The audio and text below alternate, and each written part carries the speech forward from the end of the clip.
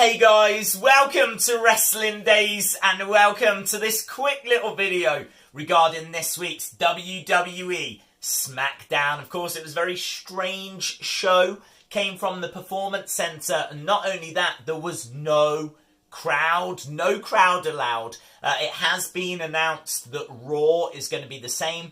We're expecting NXT to be the same as well because Full Sail is closed. So this meant that we were getting matches in front of no one, which was a little bit strange. But this also raised the question of what happens during the commercial breaks.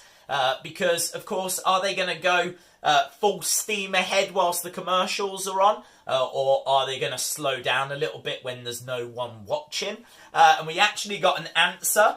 Because for some reason, the feed continued on certain networks. So there's footage doing the rounds on Twitter. This is out there on social media. But you can see it right here. They do slow down. They're not going at the same speed they are when the cameras are on.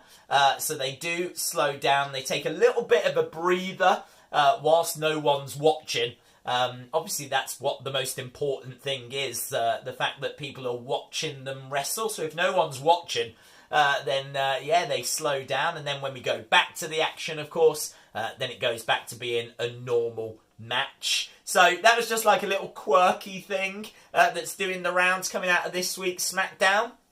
Here's an image of the arena for those of you that didn't get a chance to watch. I actually thought the show was pretty good. I mean, I'm not going to say anything bad about SmackDown because they had no time to really put this together. They had to move it. They had wrestlers in the wrong places. I mean, it was clear that they only had a handful of superstars. Like the people that we saw backstage were the same people that we saw competing in the ring. I don't think they had many more people than that. So, I kind of think they had to put a show together with quite a skeleton crew. They had the likes of Daniel Bryan, of course, John Cena was there, Bray Wyatt was there. The only thing I'm going to criticise is that Elimination Chamber replay. I feel like there was still enough talent for them to have put on a 2-hour show. Like, rather than a tag match at the start of the show, which was Alexa and Nikki Cross versus Sasha and Bayley. They could have done 2 singles matches, so we could have got 2 matches that way. Shinsuke could have had a match. We could have seen Sammy have a match. I kind of feel Elias could have had a match. I kind of feel like there would have been a way of stretching this out across 2 hours. And also, I thought it was a bit weird that they were doing promos in the ring. So many different places that they could have gone to. There's the gym. Was like a different background, or one of the office spaces, or outside. They could have used like lots of different areas. But this could be down to the amount of time that they had. They didn't have a great deal of time. So I'm not going to be critical of the show. I thought, apart from the fact they showed us that replay, which I know, annoyed a lot of people, and I do understand. But look, clearly they gave us the best show they felt they could. But I've got high hopes for Raw because at least they know that they're going to be there for Raw. They've got a little bit more time to get the script ready for that.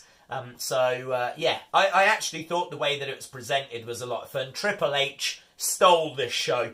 He did the intro at the start. He was doing commentary. He was even a cameraman for a short amount of time. He even did makeup for Michael Cole, pointing out that part of his beard had gone a little bit grey and just giving him a little touch-up. Not in that way. It was fine. It was fun. And the promos at the end between Funhouse Bray, who made an appearance, and John Cena were excellent.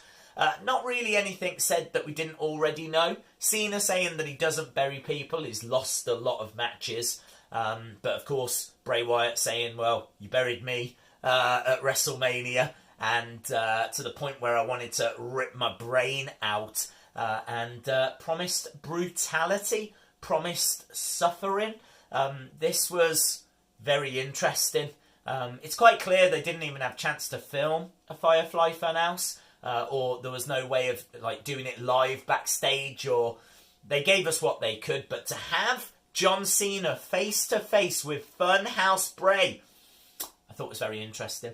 Very, very interesting. So just a few talking points coming out of this. As I said, you know, I'm not going to rip into things. I didn't really enjoy the Miz and John Morrison's promo. In fact, until I just mentioned them, I forgot they were even there. They could have been in action. But of course, we got what we got. And I respect the fact that we still got a show to enjoy. So, yeah, onwards we go to Raw. Let me know your thoughts down in the comments below. If you enjoyed the video, give it a like. Hit the subscribe if you haven't already. Hopefully, I'll see you again next time. Bye for now.